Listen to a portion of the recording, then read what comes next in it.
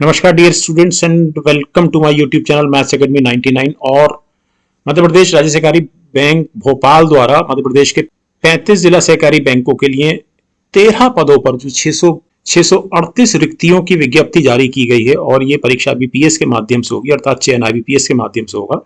तो इस संबंध में ये हमारा आज दूसरा वीडियो है जनरल इंफॉर्मेशन पर, जो आधारित है अपेक्स बैंक यानी कि मध्य प्रदेश राज्य सहकारी बैंक द्वारा जारी किए गए नोटिफिकेशन पर। तो डियर स्टूडेंट्स, मैं संजय मोहन भटनागर और शुरू करते हैं अपनी आज की बात।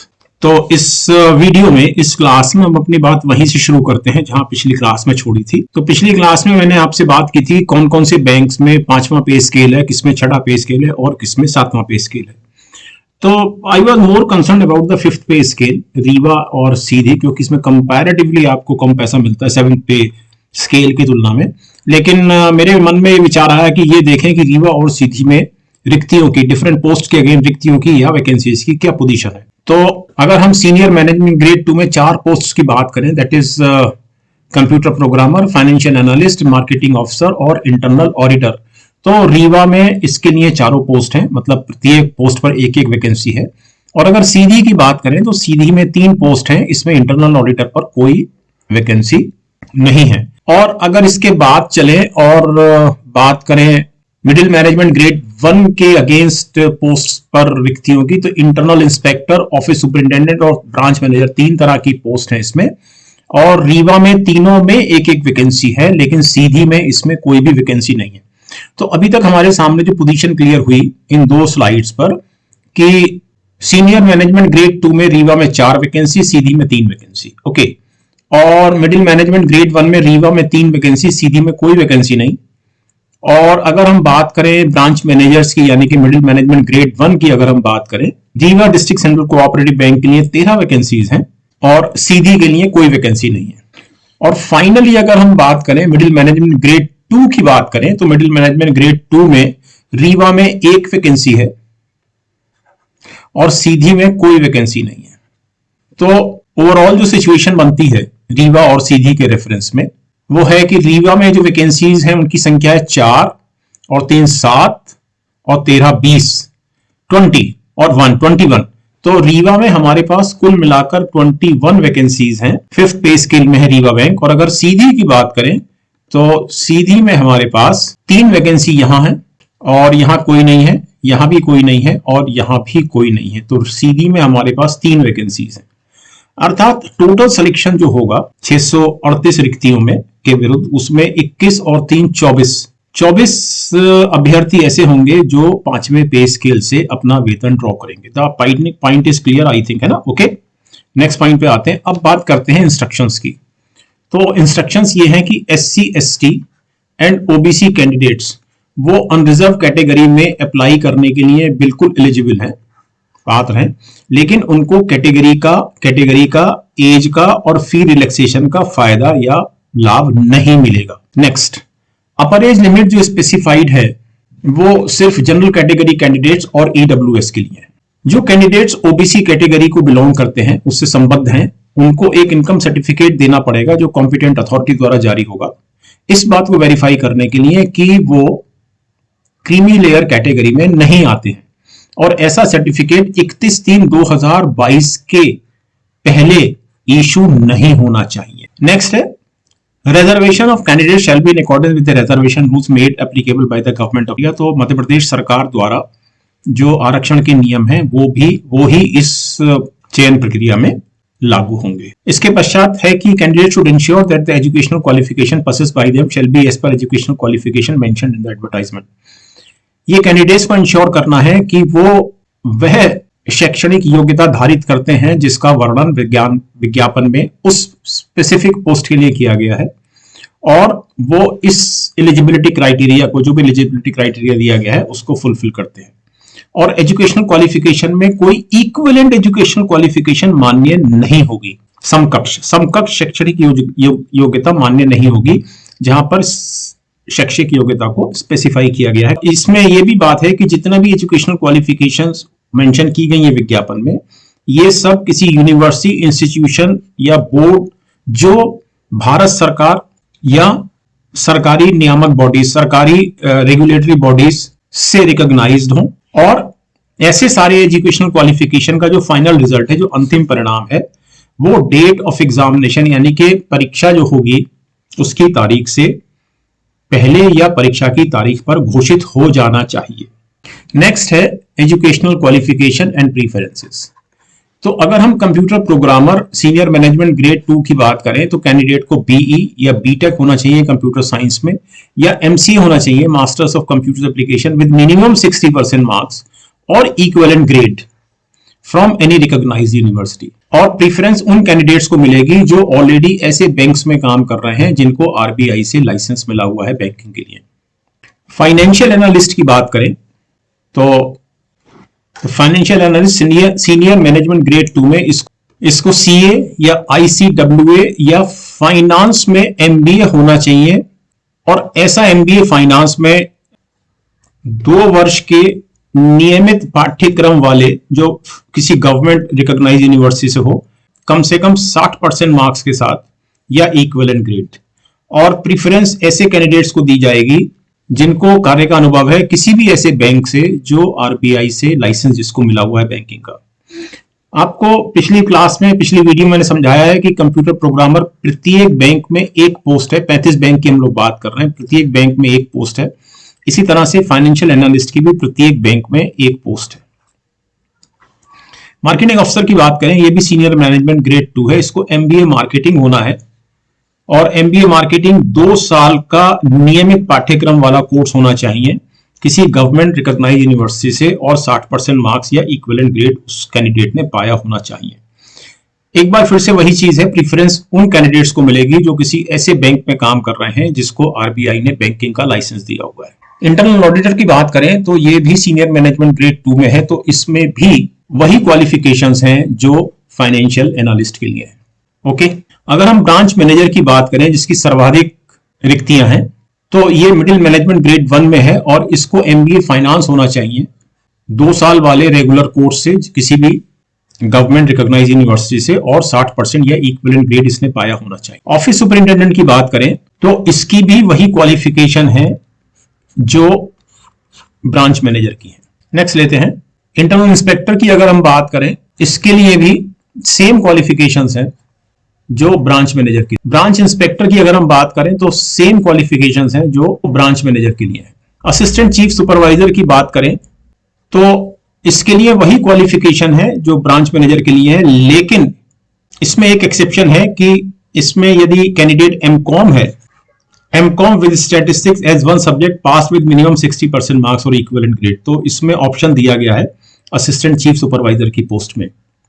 और अगर हम सब इंजीनियर सिविल की बात करें जो मिडिल मैनेजमेंट ग्रेड 2 में है, तो इसको आवश्यक है कि इसके पास सिविल में डिग्री हो किसी भी रिकॉग्नाइज्ड यूनिवर्सिटी से। 11वीं पोस्ट की बात करते हैं, कंप्यूटर प्रोग्रामर 2, ये मिडिल मैनेजमेंट ग्रेड 2 की पोस्ट है।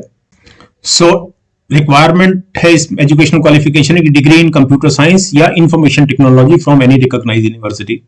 अकाउंटेंट की अगर बात करें तो मिडिल मैनेजमेंट ग्रेड 2 की पोस्ट है, MBA finance with 2 years regular course from any government recognised university along with minimum 60% marks या एमकॉम विद स्टैटिस्टिक्स। तो बिल्कुल अकाउंटेंट के लिए जो क्वालिफिकेशंस हैं वो सेम वही हैं जो असिस्टेंट चीफ सुपरवाइजर के लिए है। ओके, मैं इसकी एक समरी अभी आपको इस स्लाइड के बाद देने वाला हूं। स्टैटिस्टिकल ऑफिसर के लिए सेम वही क्वालिफिकेशंस हैं जो अकाउंटेंट के लिए है। ओके, और अब इसकी हम एक समरी देख लेते हैं। So let us see the summary. और ये टेबल आपके सामने 3 कॉलम की टेबल है।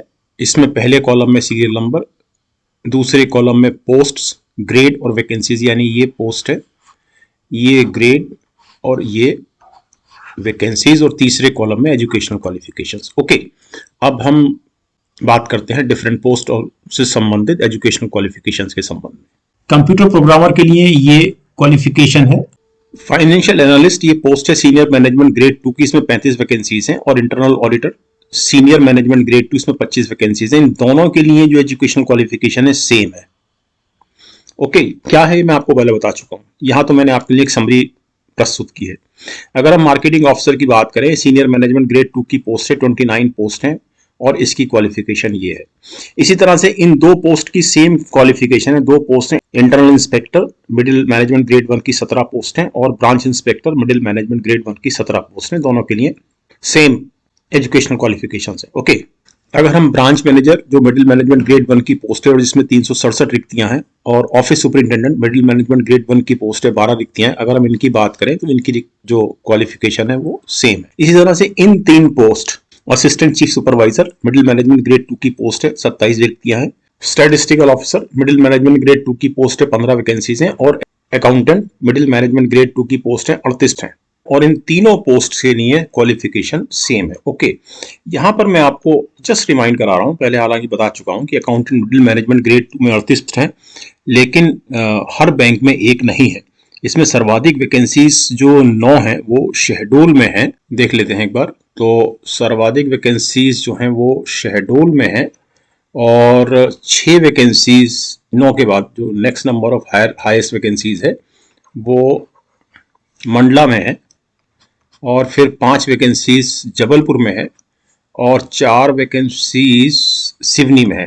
ओके, 2 वैकेंसीज नरसिंहपुर में है, और बाकी जिन बैंक्स में वैकेंसीज है वो होशंगाबाद में भी 2 वैकेंसीज है, और बाकी जिन बैंक्स में वैकेंसीज है वो सब एक एक वैकेंसी है, और बहुत सारे बैंक्स ऐसे हैं जिसमें एक भी वैकेंसी नहीं है अकाउंटेंट की। ओके, सब इंजीनियर मिडिल मैनेजमेंट ग्रेड 2 की पोस्ट है 8 रिक्तियां हैं, डिग्री इन सिविल, और computer programmer 2 middle management grade 2 की पोस्ट है 13 वैकेंसीज हैं, डिग्री इन कंप्यूटर साइंस और IT from any recognised university.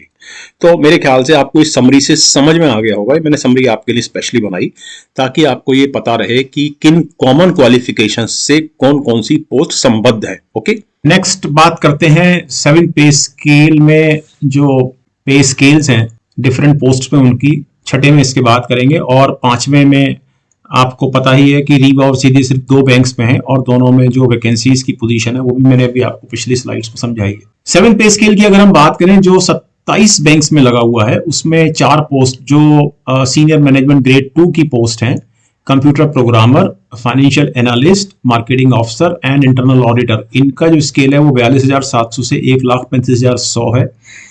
अगर हम बात करें मिडिल मैनेजमेंट ग्रेड 1 की, इसमें 4 पोस्ट हैं, branch manager, branch inspector, internal inspector और ऑफिस सुपरिटेंडेंट। इनका जो स्केल है वो 36,200 से लेके 1,14,800 तक है। और इसके पश्चात जो 5 पोस्ट बचती हैं जो मिडिल मैनेजमेंट ग्रेड 2 की पोस्ट हैं, यानी असिस्टेंट चीफ सुपरवाइजर, सब इंजीनियर, स्टैटिस्टिकल ऑफिसर, अकाउंटेंट और कंप्यूटर प्रोग्रामर, इनका स्केल है 32,800 से 1,03,600।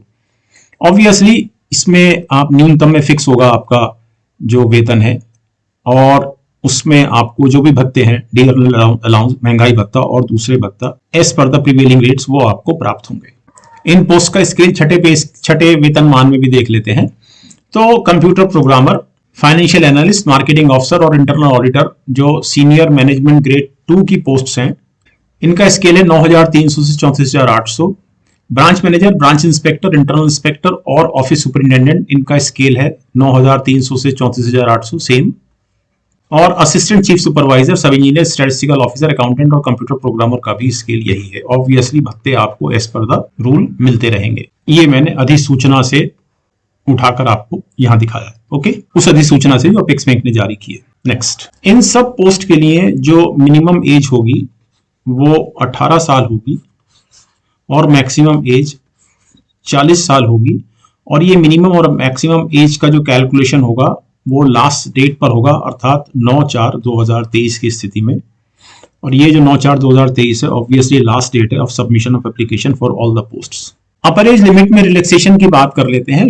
ये सभी प्रकार की कैटेगरी जो आपके सामने लिखी हुई है, schedule caste, schedule tribe, OBC, women candidates, physically handicapped या एम्प्लॉइज ऑन रेगुलर यानी confirm services in state credit cooperative structure, जिसमें पैक्स आती हैं, डीसीसीबीज आते हैं या स्टेट कोऑपरेटिव बैंक आता है। ऑब्वियसली सिर्फ एमपी के। तो अगर एम्प्लॉइज रेगुलर या कंफर्म सर्विसेज में है इन संस्थाओं में तो उनको भी 5 वर्ष की छूट मिलेगी, और इन सारी कैटेगरीज में भी 5 साल की छूट है। Okay, next, government of MP के सर्कुलर डेटेड 18/9/2022 के पालन में वो सारे candidates, all category candidates including general, OBC and EWS, ये सभी कैंडिडेट्स को एक बार के लिए 3 साल का एज रिलैक्सेशन मिलेगा अपर एज लिमिट में। उस एज रिलैक्सेशन के अलावा जो पिछली स्लाइड पर मेंशन किया गया है, ऐसे कैंडिडेट जिनको एज रिलैक्सेशन चाहिए उनको नेसेसरी सर्टिफिकेट जमा करना अनिवार्य होगा, ओरिजिनल में भी और कॉपीज में भी at the time of interview. इसके अलावा रिजर्वेशन और अपर एज रिलैक्सेशन बेनिफिट सिर्फ उन्हीं कैंडिडेट्स को दिया जाएगा जिनके पास मध्य प्रदेश का वैलिड डोमिसाइल या निवास प्रमाण पत्र होगा। और वो सारे पात्र उम्मीदवार, वो सारे पात्र कैंडिडेट जिनको आरक्षण या आयु में शिथिलता यानी एज रिलैक्सेशन का बेनिफिट चाहिए, उन सबको एक स्टेट डोमिसाइल और कास्ट सर्टिफिकेट ओरिजिनल में जो कॉम्पिटेंट अथॉरिटी द्वारा जारी किया गया हो मध्य प्रदेश की, वो इंटरव्यू के समय देना अनिवार्य होगा। इसी तरह से degree of disability of physically handicapped candidates, ये 40% से कम नहीं होनी चाहिए अगर इस कैटेगरी में एज रिलैक्सेशन और रिजर्वेशन का लाभ लेना है तो। नेक्स्ट है कि जो उम्मीदवार हैं जो SC, ST या महिला या OBC कैटेगरी से आते हैं और फिजिकली हैंडीकैप्ड कैटेगरी में भी आते हैं, तो इसमें जो अपर एज रिलैक्सेशन है, ये दूसरी जो एज रिलैक्सेशन के जो प्रोविजंस दिए गए हैं इस नोटिफिकेशन में कहीं भी, उनके साथ क्लब नहीं हो सकते। लेकिन महिला उम्मीदवारों के लिए एज रिलैक्सेशन जैसा कि प्रोवाइड किया गया है, किसके लिए? अगेंस्ट वुमेन या female of SC, ST and OBC category will be allowed to be clubbed. उनको परमिशन दी जाएगी, उनको अनुमति दी जाएगी क्लब किए जाने की जब एज रिलैक्सेशन का ऐसे उम्मीदवारों द्वारा लाभ लेना हो। ओके, नेक्स्ट पॉइंट ये है कि डिग्री ऑफ डिसेबिलिटी यानी विकलांगता की सीमा ऑफ फिजिकली हैंडीकैप्ड कैंडिडेट्स, ये 40% से कम नहीं होनी चाहिए यदि एज रिलैक्सेशन का फायदा लेना है और रिजर्वेशन का फायदा लेना है इस कैटेगरी में। ओके, नेक्स्ट है, अब अगर बैंकिंग बिजनेस की बात करें, क्योंकि सारा रिक्रूटमेंट जो है वो बैंक्स के लिए हो रहा है, तो बैंकिंग बिजनेस की बात करें तो बैंकिंग बिजनेस में जो फाइनेंशियल रिस्क इन्वॉल्व हैं उनको देखते हुए PH कैटेगरी में यानी फिजिकली हैंडीकैप्ड कैटेगरी में सिर्फ HI और OH यही कैंडिडेट्स एलिजिबल होंगे अप्लाई करने के लिए।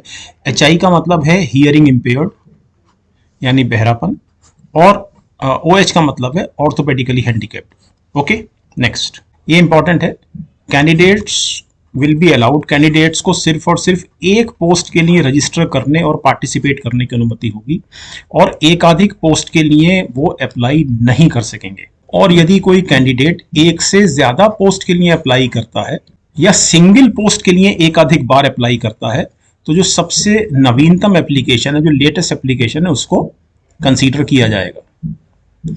इस एडवर्टाइजमेंट को, इस विज्ञापन को पब्लिश किया जा रहा है as per the sanction letter. ये जो अनुमति पत्र है 4065 दिनांक 21/9/2022 जिसको इशू किया गया है RCS registrar cooperative societies Madhya Pradesh द्वारा, इसके आधार पर इस विज्ञापन को जारी किया जा रहा है। ये भी इंपॉर्टेंट है कि SC, ST and OBC candidate बिल्कुल एलिजिबल हैं अनरिजर्व कैटेगरी में अप्लाई करने के लिए, लेकिन उस दशा में उनको उस कैटेगरी से संबंधित जो बेनिफिट्स हैं अर्थात एज और फी रिलैक्सेशन का लाभ उनको नहीं मिलेगा। ये जो अपर एज लिमिट स्पेसिफाई की गई है यानी 40 इयर्स,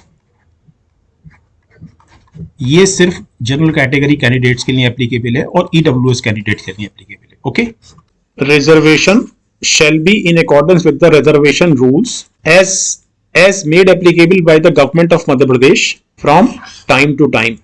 अर्थात आरक्षण समय समय पर मध्य प्रदेश सरकार द्वारा लागू आरक्षण नियमों के अनुक्रम में होगा या अनुसार होगा। ओके, OBC कैटेगरी के लिए 27% रिजर्वेशन होगा, लेकिन फाइनल लिस्ट जो है सिर्फ 14% ऑफ द वैकेंट पोस्ट के लिए लागू होगी या जारी होगी एज पर द मेरिट, और बाकी 13% कैंडिडेट्स का रिजल्ट जो है वो होल्ड पे रखा जाएगा और उसके पश्चात डिक्लेयर किया जाएगा जब honourable high court of Madhya Pradesh का इस संबंध में फाइनल निर्णय आ जाए, फाइनल डिसीजन। फीमेल कैंडिडेट्स भी अप्लाई कर सकते हैं अनरिजर्व या रिजर्व कैटेगरी यानी ओपन कैटेगरी में, दोनों में जो ओपन कैटेगरीज हैं उसमें भी अप्लाई कर सकती हैं महिला कैंडिडेट्स अपनी एलिजिबिलिटी, पात्रता और सोशल कैटेगरी के अनुसार। ओके, नेक्स्ट, ऑनलाइन एग्जाम जिन पोस्ट के लिए हो रहा है, ऑब्वियसली ये वही 13 पोस्ट हैं जिस पर हम लोग बात कर रहे हैं, तो मैं इनका नाम नहीं पढ़ रहा हूँ, आपको पता ही है।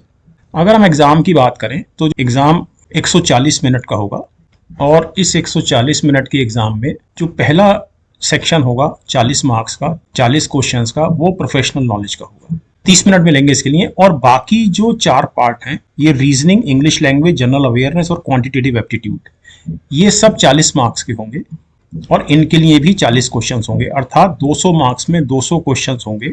लेकिन इंपॉर्टेंट ये है कि प्रोफेशनल नॉलेज में आपको 40 क्वेश्चंस करने के लिए 30 मिनट मिलेंगे रीजनिंग में 40 क्वेश्चन करने के लिए 30 मिनट मिलेंगे, इंग्लिश में 40 क्वेश्चन करने के लिए 30 मिनट मिलेंगे, जनरल अवेयरनेस में 40 क्वेश्चन करने के लिए 20 मिनट मिलेंगे और क्वांटिटेटिव एप्टीट्यूड में 40 क्वेश्चन करने के लिए 30 मिनट्स मिलेंगे। दूसरी इंपॉर्टेंट चीज ये है कि पेपर इंग्लिश वाले सेक्शन को छोड़ के इंग्लिश और हिंदी दोनों भाषाओं में होगा। नेक्स्ट ये है कि पर्सनल इंटरव्यू की फाइनल सूची बनाने के लिए जो विज्ञापित पोस्ट हैं उसके 3 गुना तक की मेरिट लिस्ट तैयार की जाएगी। ओके, तो thank you very much dear student watching this video. और इसमें अभी आपको समझाने के लिए कुछ और, थोड़ा सा ज्यादा नहीं, कुछ और रह गया है, तो उसको मैं लूंगा नेक्स्ट वीडियो में। और यदि आपकी कोई क्वेरी है तो आप मुझे इस टेलीग्राम आईडी पर भेज सकते हैं। एक क्वेरी मुझे जरूर मिली है, वो इससे संबंधित है, कुछ MBA marketing, MBA finance dual course किया हुआ है किसी बच्चे ने, तो उसके संबंध में मालूम करता हूँ बैंक में। ओके, और तब मैं आपको नेक्स्ट क्लास में इसको बताऊंगा। तो मिलते हैं स्टूडेंट्स नेक्स्ट क्लास में। नमस्कार।